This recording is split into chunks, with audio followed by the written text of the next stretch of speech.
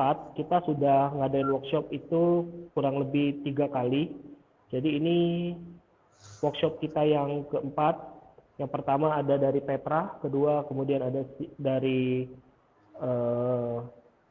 Sofian, terus terakhir ada dari Roy dari Kak Roy, terus hari ini ada dari Revan. Nah, sebelum Revan masuk, mungkin saya kenalin dulu.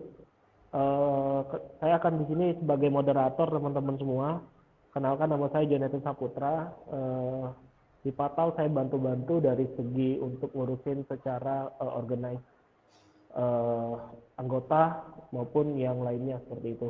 Sehari-hari saya punya coworking space yang ada di Kota Palembang, namanya My Office. Buat teman-teman yang belum tahu boleh nanti dicari tahu atau kontak ke kita. Nah, untuk Revan merupakan mahasiswa aktif di Fakultas Komputer yang ada di Universitas Sriwijaya Palembang. Dia aktif di berbagai organisasi. Salah satunya dia sebagai mentor di Airlab. Airlab salah satu komunitas yang dibuat oleh anak-anak Fakultas Komputer yang ada di Universitas Sriwijaya. Nah, kali ini sore ini kita akan coba ngobrol dan sharing. Mungkin Revan akan jelasin secara detail bagaimana dasar dan penggunaan dari penggunaan Git. Kita tahu Git, teman-teman tahu bahwa Git adalah seperti Hello World-nya yang wajib diketahui oleh para pelaku programmer ya, khususnya developer dan lain sebagainya. Ini udah menjadi makanan sehari-harinya. Nah, hari ini mungkin ada beberapa teman-teman, baik itu mahasiswa maupun praktisi dan lain sebagainya, mungkin kita belajar bareng-bareng. Nanti saya harap selama Revan menjelaskan detailnya, seluruh mic bisa di-mute dulu, biarkan kita dengarkan Revan. Nanti kalau misalnya ada yang pengen ditanya, teman-teman bisa chatting di kolom komentar, di situ di chatnya kalian boleh tanya apapun yang berkaitan dengan workshop ini. Paling begitu, nggak usah tunggu lama lagi, saya persilakan Revan untuk mulai workshopnya. Silakan, Van. Oke, terima kasih Kak. Jadi ini udah muncul kan PPT-nya?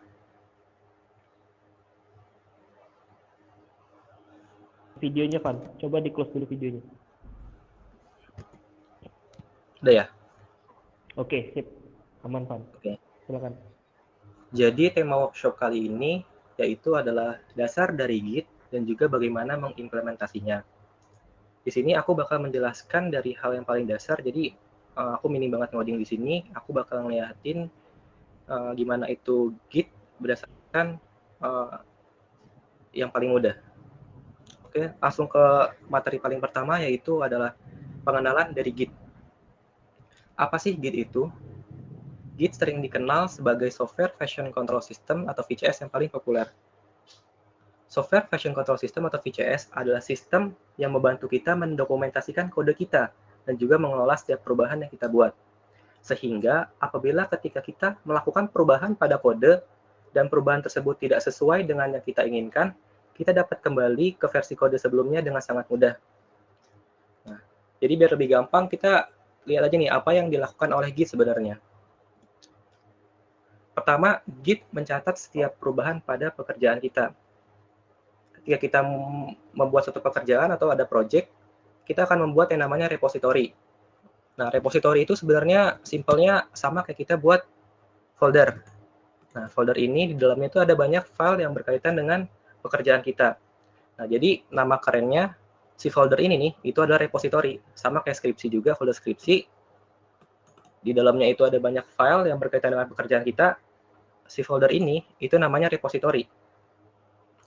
Oke, aku lanjut lagi. Nah, jadi si Git ini mencatat setiap perubahan pada pekerjaan kita.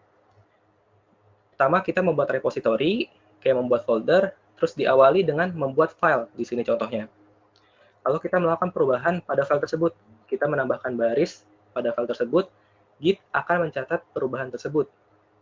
Lalu kita menghapus baris pada file kita, dan Git juga akan mencatat perubahan tersebut. Jadi di sini kita udah punya 3 versi, yaitu ketika kita membuat file, ketika kita membuat baris baru, dan ketika kita menghapus baris. Nah, ini yang paling gampang itu kita visualisasinya itu ketika kita buat makalah. Jadi kan kalau misalkan kita buat makalah, kita bakal sering melakukan revisi. Nah, kalau misalkan kita nggak pakai Git, setiap ada revisi kita akan buat file baru karena kita takut file sebelumnya akan hilang. Kayak gini, misalkan final. Jadi final revisi lagi, final revisi lagi-lagi.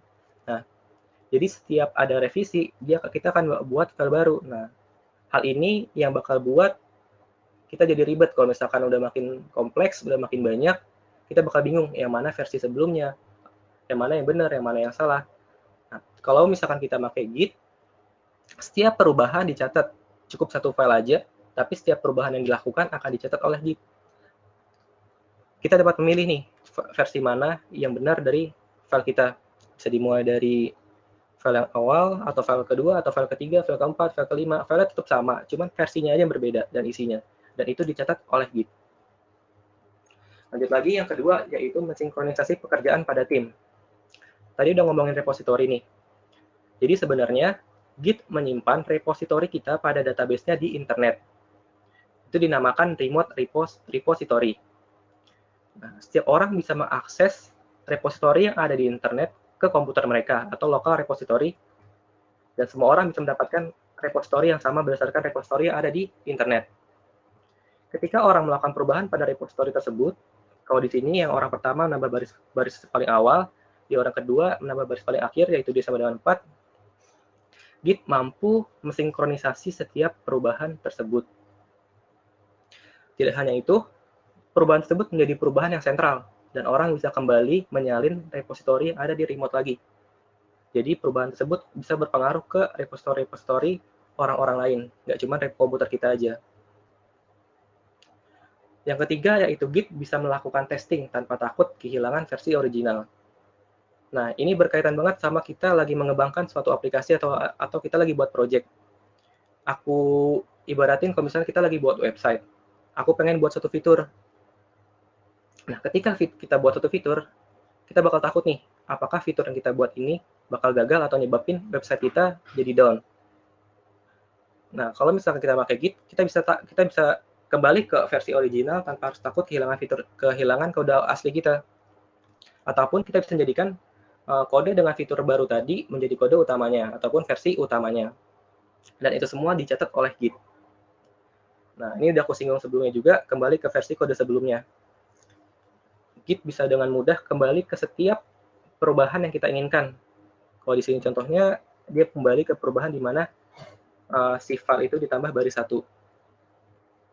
Oke, nah itu gambaran mengenai apa aja yang dilakukan oleh Git. Tapi sebenarnya masih banyak nih yang bisa dilakukan oleh Git. Karena ada banyak tools-tools lain ataupun hal-hal lain yang bisa diintegrasikan dengan Git. Sekarang aku bakal bahas GitHub. Jadi sini ada dua, Git dan GitHub. Apa bedanya? Kalau Git itu adalah software yang diinstal di komputer kita, kalau GitHub ini adalah web yang menyimpan repository Git di internet. Jadi si GitHub ini isinya kumpulan-kumpulan repository Git di internet. Nah, jadi ada banyak orang yang buat project atau pekerjaan yang sifatnya open source di-sharing di GitHub. Kita bisa lihat nih project-project apa aja yang ada. Selain itu, kita juga bisa ikut mendownload ataupun ikut menyalin repository tersebut dan juga ikut mengembangkan repository tersebut. Nah, oke, langsung aja nih kita lihat di website GitHub itu kayak gimana. Karena aku buka github.com. Jadi yang buat yang belum login, tampilannya bakal kayak gini. Bisa sign in dulu atau bisa daftar dulu, sign up. Habis itu kalau karena aku udah login, aku udah daftar, aku tinggal login aja. Nah, jadi ini tampilan utama setelah aku login. Aku bakal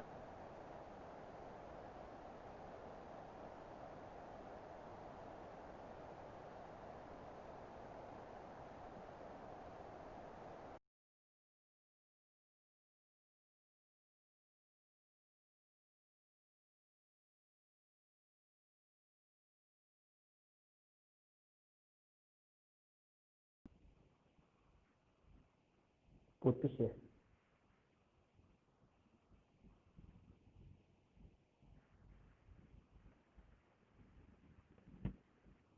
Sebentar. Putus kayaknya Revan.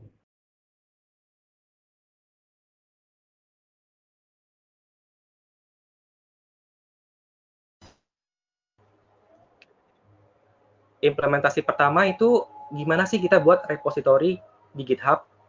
Jadi kita pengen buat repository yang ada di internet ataupun di remote server sekarang. Caranya sangat gampang. Kita tinggal klik ini, klik new. Kita buat nama repositorinya di sini.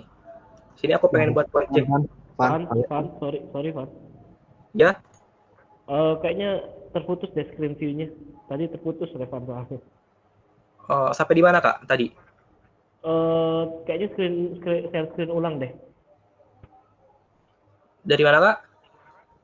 Di share screen ulang dulu itunya materinya. Soalnya di sini keluar gitu tadi. Oke.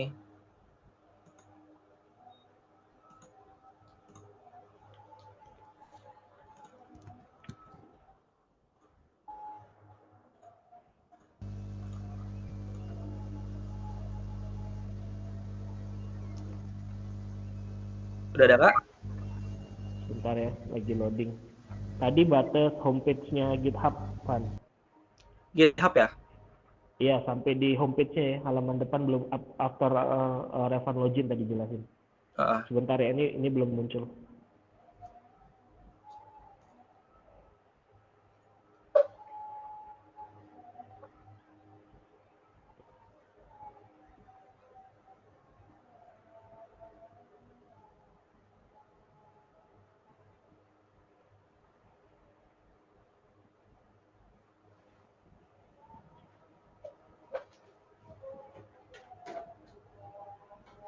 Van, ini udah muncul deh. Coba ke tab satunya, Van. Oke, Van. Lanjut, Van. Oke. Di teman-teman udah muncul ya? Bentar, Van. Sudah. Oke, sip. Lanjut, Van. Aku bakal ulang dari tadi setelah login ya. Yes, betul. Nah, jadi ini tampilan utama dari GitHub. Kalau misalnya kita udah login, di bagian kiri ini bagian repository kita. Ini mirip kayak directory kita di komputer. Ini kayak folder. Ini semua pekerjaan atau project kita ada di sini. Yang di bagian tengah ini timeline. Ini mirip kayak sosial media gitu. Orang yang kita follow itu akan muncul di sini activity-nya. Yang di bagian kanan ini repository yang disarankan. Sama kayak kita searching sesuatu di Google, kita akan disarankan oleh Google, ini sama juga. Kalau misalkan kita pengen cari repository, bisa cari di sini. Klik ini, cari repository apa yang pengen kita cari. Nah, sekarang aku pengen implementasi pertama, yaitu bagaimana membuat repository di Git. Jadi, kita bakal buat repository yang ada di internet, di server Git, menggunakan GitHub. Pertama, klik New. Setelah itu, masukin nama repositorinya. Di sini, aku bakal buat repository dengan nama skripsi. Di sini opsional nih yang bawah ini. Bisa diisi atau enggak. Deskripsi menjelaskan tentang apa repository kita. Public menjelaskan yang di bagian tengah ini. Ini public artinya itu setiap orang bisa mengakses repository kita. Kalau private, orang tertentu aja atau orang yang kita berikan akses yang hanya bisa mengakses repository kita. Kita langsung aja buat repositorinya. Nah, kalau udah berhasil bakal muncul kayak gini. Sekarang kita udah punya repository yang ada di internet, yang ada di GitHub, yang ada di server Git. Repository ini masih kosong, kita bisa mengisinya dengan mengisi secara langsung di GitHub atau mengupload file, ataupun bisa menggunakan command line menggunakan Git. Nah, sebelum itu aku bakal install Git dulu. Kita harus install Git dulu sebelum kita menggunakan Git. Ya, Git ini gratis dan semua OS kayaknya bisa menggunakan Git. Bisa download kalau Windows di sini, kalau misalkan Mac OS ini, di Linux di sini. Karena aku udah download, kita cek aja.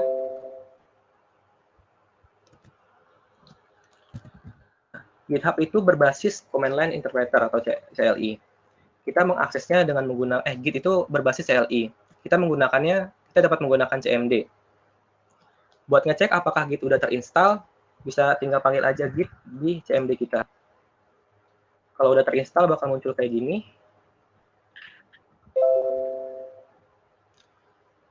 Nah, lihat dulu.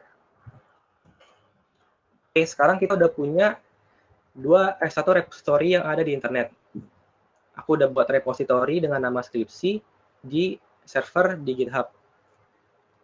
Sekarang gimana sih aku pengen download ataupun cloning repository yang ada di server Git ke komputer aku. Tapi sebelum itu aku bakal isi file dulu di sini. Kita creating a new file. Aku bakal buat namanya cover.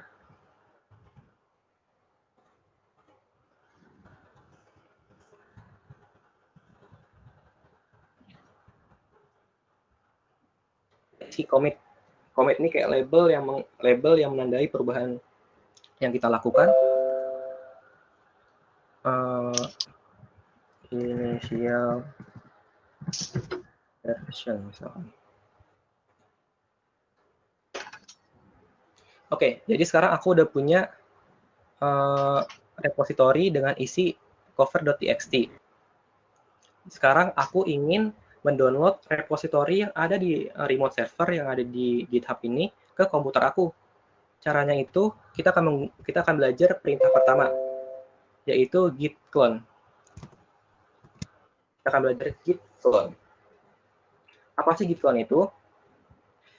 Simpelnya tujuan git clone itu cuma satu, yaitu mendownload repository yang ada di remote server ke komputer kita. Sintaksnya itu git clone remote URL. Bagi yang nggak tahu remote URL, jadi remote URL itu adalah URL dari repository Git kita. Bisa kita lihat di sini. Klik bagian kanan. Nah, ini adalah remote URL-nya. Kita copy aja. Itu kita pindah ke working directory. Ibaratnya kayak kita buka folder. Kita pilih folder mana. Pertama di D, di seminar, habis itu di praktik. Tapi kita buka via command line. Pindah ke D dulu. Calling directory.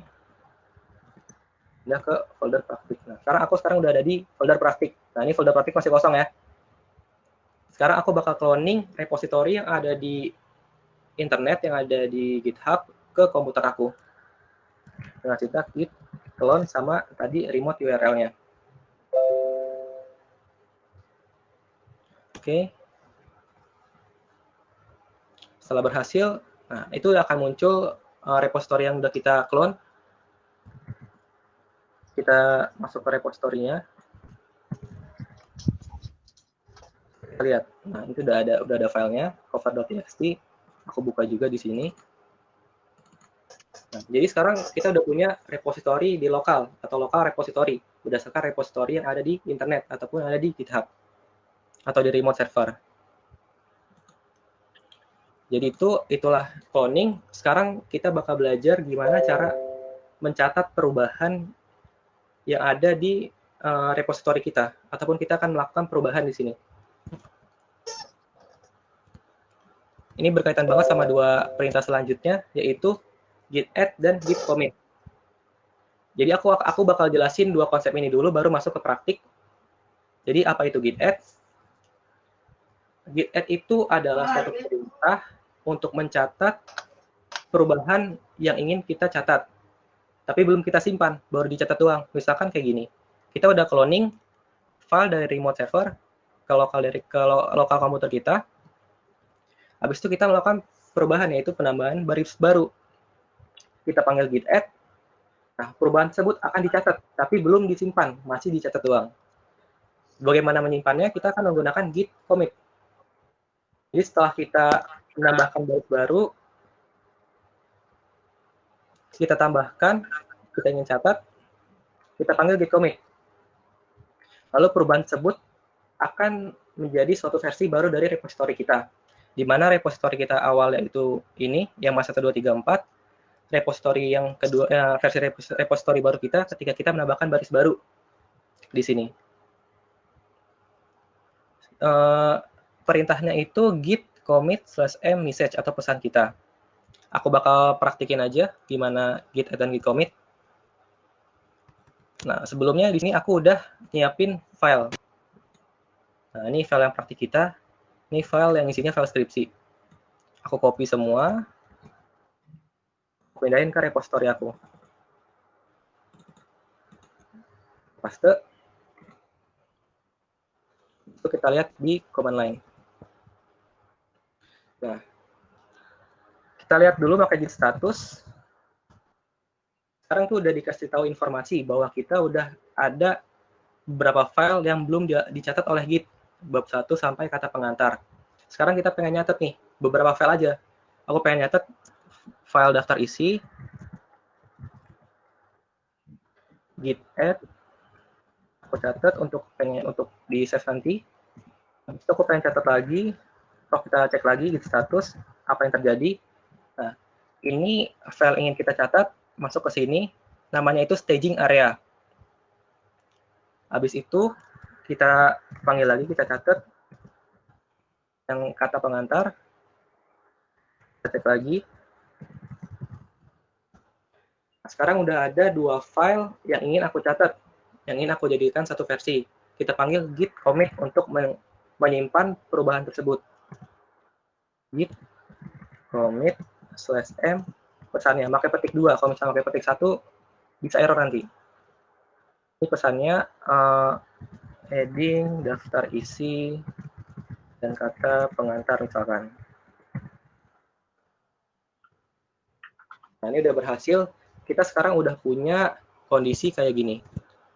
Yang pertama ini yang cuman cover doang. Yang kedua, dia udah ada kata pengantar dan daftar isi. Nah, lalu ini git status dulu. Git status udah tadi dijelasin, yaitu mengenai informasi dari kondisi git kita. Bisa dari tadi, kalau misalnya udah adding, bakal muncul tuh apa aja yang udah kita catat. Kalau misalnya commit, nanti bakal muncul kalau misalkan itu udah di commit. Ataupun tidak ada commit, ataupun ada jumlah berapa commit yang udah kita lakukan di situ. Nah, sekarang kondisinya gini. Kita udah punya 2 versi repository.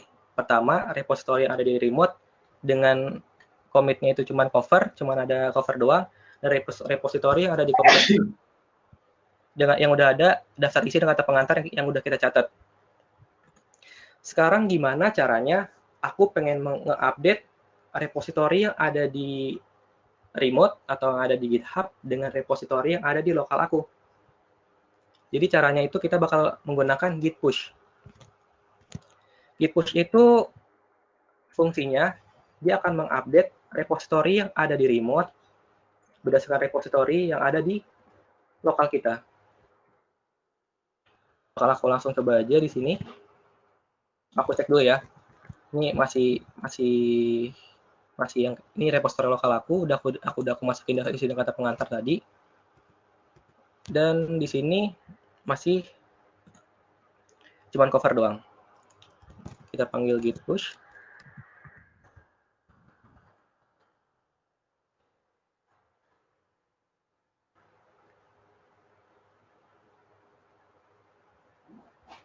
Nah, ini udah berhasil. Dia repository yang ada di remote server bakal terupdate berdasarkan repository yang ada di lokal. Selanjutnya ini perintah kebalikan dari git push, yaitu git pull. Kalau tadi git push itu mengupdate repository yang ada di remote dengan repository yang ada di lokal, kalau git pull itu mengupdate repository yang ada di lokal berdasarkan repository yang ada di remote. Visualisasinya kayak gini, kita panggil git pull, repository yang ada di lokal kita terupdate berdasarkan repository yang ada di remote. Kita langsung coba aja. Nah, aku di sini bakal ngubah bagian cover lewat GitHub. Aku tambahin alamat di sini.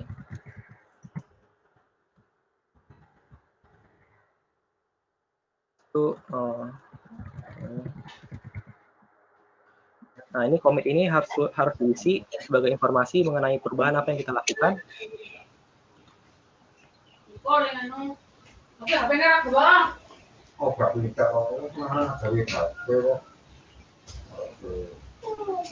Nah, jadi ini udah terupdate, udah aku update cover. Tapi kondisinya cover yang di lokal aku masih belum terupdate, dan aku ingin mengupdate repository yang ada di lokal aku karena repository yang ada di internet. Caranya kita panggil git pull di command line.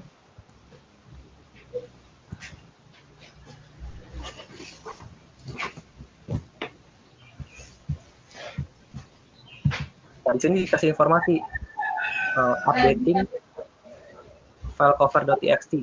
Ada satu perubahan di mana ada satu penambahan. Kita cek di sini. Nah, di sini udah berubah berdasarkan perubahan yang kita lakukan di repository di server. Yaitu konsep git pull dan git push. Kalau git push itu mendorong repository yang ada di lokal ke repository yang ada di server, mengupdate repository server. Kalau misalkan git pull itu mengupdate repository lokal kita berdasarkan repository yang ada di server. Kita cek git status. Nah, masih ada nih yang tadi belum ditambahkan, dia masih muncul di sini. Lanjut lagi. Sebelum masuk merge conflict, aku bakal review ulang apa yang dilakukan oleh Git. Tadi pertama itu kita udah bisa mendownload repository yang udah kita buat di GitHub. Kita bisa menambahkan perubahan. Nah, perubahan di sini nggak cuma nambahin file ataupun ngapus file, tapi ketika kita editing file juga, editing isi dari file, itu dianggap perubahan oleh Git. Kita catat, kita editing juga file yang tadi, habis itu kita copy. Habis itu tadi udah kita belajar git push dan git pull, sekarang kita belajar konsep merge conflict. Jadi apa itu merge conflict? Merge conflict itu kondisi di mana keadaan repository kita yang di lokal dengan repository yang ada di internet kita beda. Jadi contohnya gini, di repository di internet aku tuh nilai B sama dengan di lokal aku B sama dengan 2. Sementara yang ada di remote B sama dengan 0. Ketika aku melakukan git pull atau aku tarik update repository lokal aku berdasarkan repository internet, dia akan terjadi merge conflict. Dikasih tanda, nanti file kita bakal diubah sama Git, bakal muncul kayak gini. Dimulai dari head sampai nilai hash commit-nya, conflicting commit-nya. Cara untuk menangani merge conflict, kita harus menghapus bagian yang konflik tadi. Kita harus milih bagian mana yang jadi versi utamanya. Merge conflict ini terjadi kalau misalkan ada perbedaan antara repository lokal kita dengan repository di remote. Dan perbedaan itu adalah perbedaan yang pada baris yang sama gitu. Kalau di sini B sama dengan 2, kalau di remote B sama dengan 0. Bakal aku coba konsepnya. Misalkan aku ubah lagi di cover. Ini di bagian alamat. Aku ubah nih, misalkan ini di Bandung.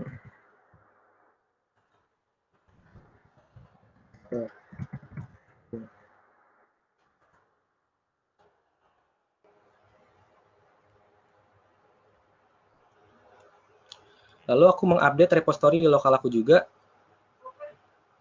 Aku buka dulu cover tadi. Apakah udah ada perubahan? Ini masih Palembang. Sini aku ubah.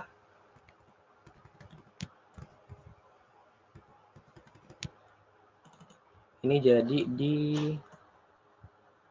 Banten misalkan.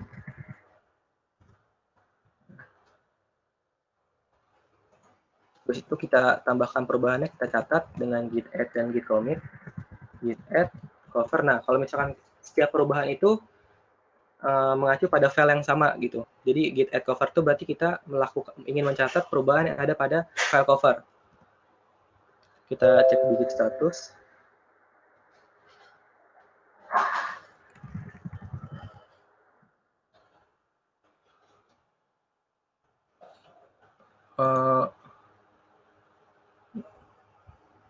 Ini ada ya. Ada suaranya nggak? Okay. Ada, Van, ada, lanjut. Oke. Tadi, oke aku lanjut ya. Jadi tadi aku pengen nunjukin konsep merge conflict. Tadi aku udah merubah nih file cover aku dengan alamat Bandung, dan aku udah merubah file cover aku yang di lokal dengan alamat Banten. Sekarang aku catat dulu perubahannya. Git add, udah di git add ya, tinggal commit, git commit min m bisa update cover Banten. Nah, udah. Sekarang kita bakal nunjukin konsep konsep merge conflict dengan memanggil git pull.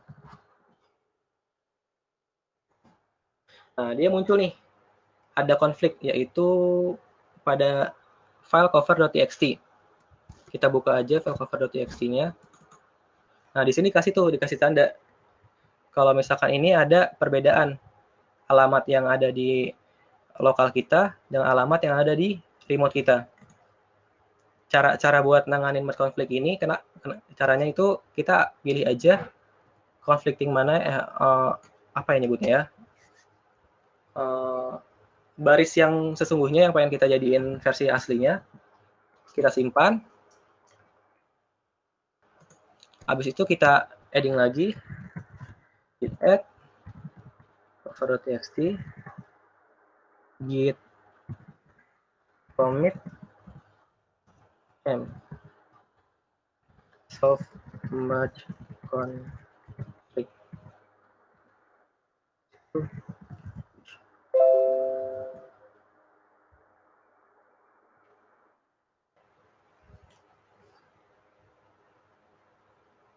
Nah, sekarang kita panggil git pull lagi. Nah, repository kita udah sama sekarang antara lokal dan cover. Lokal dan remote maksudnya. Oke, lanjut lagi ke PowerPoint-nya. Merge conflict udah. Sekarang git log. Git log ini perintah yang menunjukkan informasi commit apa yang telah kita lakukan. Kita kasih contoh git log. Nah, ini commit-commit yang udah aku lakukan. Yang pertama itu yang ketika aku buat file tadi, habis itu aku update lagi sampai solve merge conflict. Nah, jadi dalam git log ini ada nilai commit-nya atau ID commit-nya. Ini bakal digunakan ketika kita pengen kembali ke versi-versi sebelumnya. Juga ada waktu attach-nya atau waktu upload-nya. Nah, buat close dari git log yang bingung, pencet key. Karena kalau misalkan nggak bakal keluar dia. Kalau Ctrl Z, Ctrl C nggak bakal keluar dari itu. Harus pakai keyword key. Nah, sekarang masuk ke konsep git reset. Tapi sebelum ini aku bakal review ulang lagi. Kita udah belajar tentang git clone, git add, git commit, git status, git push, git pull, dan git log. Habis itu konsep merge conflict. Sekarang kita bakal bahas git reset. Nah, tadi kan kemampuan dari git itu kembali ke versi sebelumnya dengan sangat mudah. Di mana ini ada 3 versi, initial version, add a line, sama remove a line.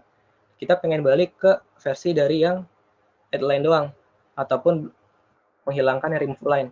Kita bisa panggil git reset, strip hard, sama nilai hash-nya, ataupun nilai commit-nya. Bisa kita coba aja. Panggil git log dulu, biar tahu kita pengen pindah kemana. Itu aku pengen kembali ke awal lagi, misalkan. Ini, aku copy hash-nya, keluar, habis itu panggil git reset, perintahnya git reset strip hard commit. Nah, tapi perlu diperhatikan, parameter dari git reset tuh harus dipelajarin lagi selanjutnya, karena kalau misalkan git reset hard itu akan menghapus semua staging area ataupun mempengaruhi commit dan juga mempengaruhi commit-commit sebelumnya. Jadi makanya kalau kita udah melakukan git reset hard, kita nggak bisa nge-push lagi, karena kita bakal diminta untuk membuat branching baru. Konsep tentang branching, ibaratnya kita udah punya satu titik, udah ada banyak tuh ke bawah, commit-commit semua perubahannya, dan kita pengen ubah ke awal lagi. Nah, si git ini nggak pengen menghilangkan semua commit yang udah kita lakukan. kita bakal diminta untuk membuat branch baru. Tapi bisa juga sih kita setting kalau misalkan Git Reset Hub tuh dapat diperbolehkan dari GitHub-nya. Kita panggil. Nah, oh iya, untuk ID ini nggak perlu semuanya, tapi Git juga udah bisa untuk mencari commit-nya. Aku cuma copy beberapa kata doang di sini. Nah, sekarang head-nya udah ada di daftar isi dan kata pengantar. Kita coba cek ya. Nah, sekarang alamat di cover aku yang di lokal udah berubah. Tadi kan yang di lokal tuh alamatnya Banten ya kalau nggak salah. Iya, Banten. Bandung. Bandung. Karena dia udah ngikutin yang di sini, Bandung. Nah, pertanyaannya gini. Apakah Git reset pada lokal repository kita mempengaruhi Git yang ada pada remote server? Jawabannya enggak. Jadi itu tuh jadi Git reset itu melakukan reset pada lokal repository kita, tapi repository di internet di remote server kita masih sama. Oke, terima kasih Kak jawabannya. Oke, lanjut lagi. Tadi praktiknya udah. Nah, sekarang GitHub page. Nah, GitHub juga menyediakan fasilitas untuk hosting static website. Kayak GitHub page. Nah, GitHub page ini support HTML5. Kalau misalnya pakai framework bisa AngularJS, Angular, ataupun kalau misalnya pakai Ruby bisa pakai Ruby juga. Kalau misalnya pakai React, pokoknya dia banyak yang disupport oleh GitHub page. Sama juga sekarang udah ada GitHub Classroom untuk berkolaborasi buat dosen-dosen sama kayak ini. Jadi lebih terorganisir dalam hal ngoding. Nah, itu aja presentasi dari aku. Apabila ada pertanyaan mungkin bisa dipersilahkan, Kak. Oke, thank you, Van. Oke. Udah kasih presence-nya. Oke, teman-teman, silakan yang pengen nanya. Kalau pengen nanyanya nggak mau lewat chatting, langsung ngomong, silakan dibuka aja unmute-nya.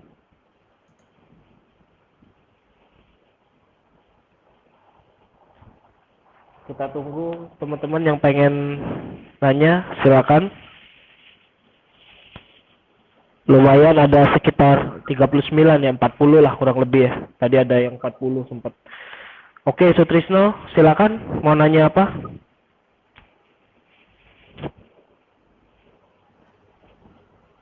Oke, itu Yoga ada kasih something, mungkin kalian pusing pakai CMD bisa pakai GUI. Oke, thank you, Ga. Oke, silakan dijawab Van dari Faisal dulu. Bisa ada folder Git di copy B men-kt internet gitu, Van? Folder Git yang di mana, Kak? Ya, Sal, folder Git yang di mana? Yang dari laptop kawan. Ya, tidak bisa, Kak. Kalau misalkan copy doang dari laptop itu sama kayak maksudnya itu copy project Git dari laptop kawan ya? Aku belum pernah sih.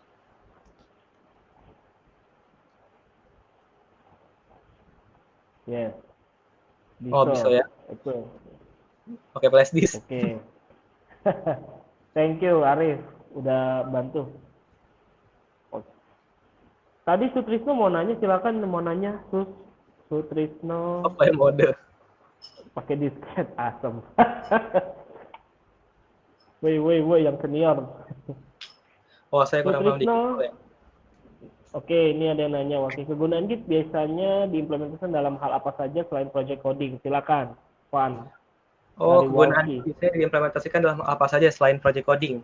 Nah, aku pernah baca Git ini nih bisa diimplementasikan untuk kegiatan marketing juga, ataupun kegiatan pokoknya kayak berkaitan dengan kolaborasi dengan orang lain.